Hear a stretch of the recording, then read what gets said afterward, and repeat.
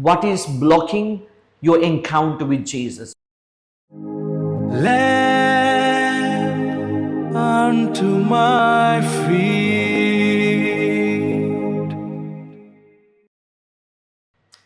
Today's gospel passage shows us how curious Herod was to see Jesus. Now he hears a lot of stories about Jesus as he becomes a little popular with his preaching, with his miracles. But Herod wanted to see him. But we know the end of the story, he never gets to see him or never gets to go and hear him preach or see his mighty works in his life.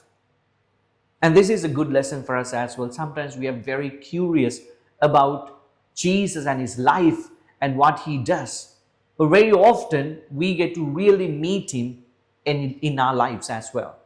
Very often we hear him, we see his mighty works, but in a personal encounter, we rarely meet him in our life.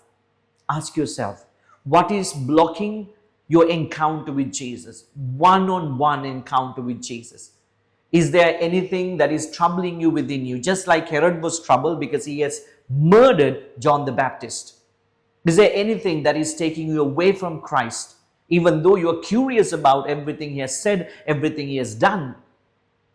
Is there anything that keeps you away? And bring it to surface and give it to Jesus, and that will be the very moment where we begin and we begin to encounter Jesus in our life on a personal note. And this is my prayer for you today. As Herod was so curious about Jesus, he never got to meet him in his life. That personal encounter never happened in his life. Let us learn a lesson from Herod that we will never postpone that beautiful encounter, personal encounter with Jesus, but do whatever it takes to meet him wherever we hear him or whenever we hear about his mighty works. Amen.